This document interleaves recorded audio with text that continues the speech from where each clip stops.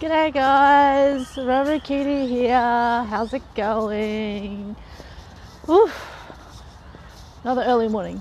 I do these really early mornings occasionally, and sometime later this week, definitely Friday, there'll be a little bit of a difference in format. I don't know about the exact time doing my go lives, but for after Friday for about a week or so, things will be a little different, but then they'll go back to normal. Anyways, talking about Silverfoxes, I was reading something about this lady about 50 was dating someone about 10 years their senior, and they kind of liked it, and to them it wasn't the age thing, although age can include experience and more maturity. It doesn't necessarily always mean that though, because there are quite a few people that are older and not quite so mature, or they were mature and then they've kind of bought into the whole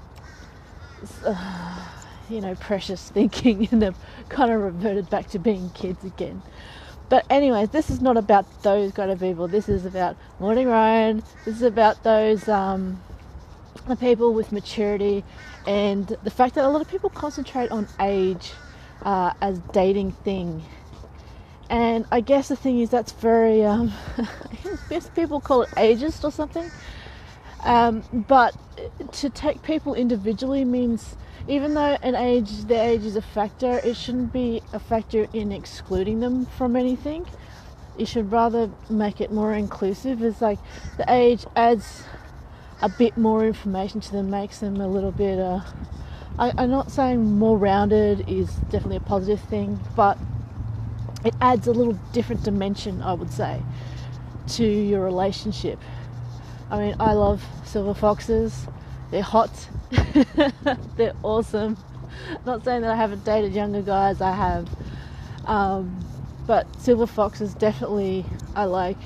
I think it's because, as a whole in general, not all of them, but in general, they're a lot more interesting to me intellectually and a lot more stimulating. So it's awesome to converse and talk with them about stuff and issues and their points of view and how they grew up, live their life, where they've been, and have excellent discussions with them, so that it's not always about this is right, this is how things are now, and keep up with the time. It's like, okay, that's what it was then, so how are you finding it now, and the opinions and thoughts about current events even. I always find it interesting and fascinating. I might not agree with them, but that's what discussing things and finding out people's point of view is all about, is to open up your mind and say, okay, not everyone I know thinks like this, or not everyone I know thinks the exact opposite of me. There are lots of little subtleties in and amongst everything, because they are individual people and you're going to treat them like individual people. The Silverfoxes in general have lived a bit more life, generally more calm, knowing a lot about themselves, quite secure in their own skin. They bring a lot to any sort of relationship, be it romantic or otherwise, because you can have excellent relationships with them, and in general they're also no BS. They're quite upfront with their communication. They can flirt and play games and social games and interactions just like anyone else. I find them a bit more direct, and what they say is what they think. So if you ask them an honest question, they'll give you an honest answer based on their own opinions and point of views. Don't be second guessing them, because that's like, oh, but you really meant this. It's like, no. They actually meant what they said. And that to me actually saves quite a bit of time and a lot of stress and a lot of worry.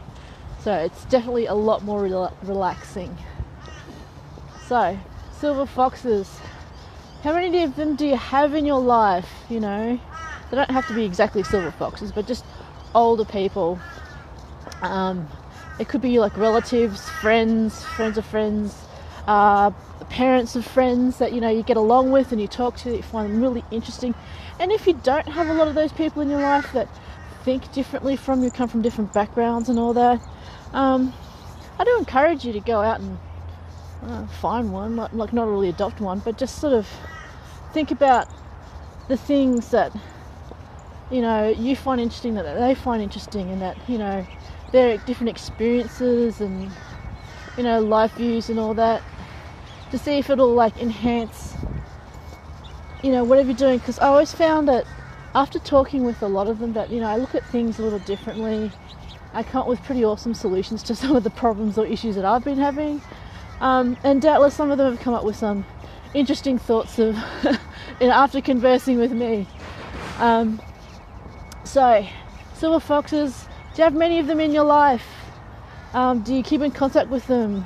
Have you noticed the difference in communications and points of view and everything like that to do with, you know, the relationship that you have with them? It's not as like, it doesn't have to be as high impact. It can be just sort of like quite calm and sedate in comparison, but it's no less fulfilling, I will say. It's no less fulfilling. In fact, it can be, I guess for me, it's more fulfilling, because I do have a busy life and I don't have that much time to play those games when it comes to the important things. So I like to be straight up front and know where me and the people that I'm dealing with are at. So that's it for this morning. Beautiful half moon out tonight. I can't show you because it's really far up there. Anyways, I'll see you guys later. Love you. Bye.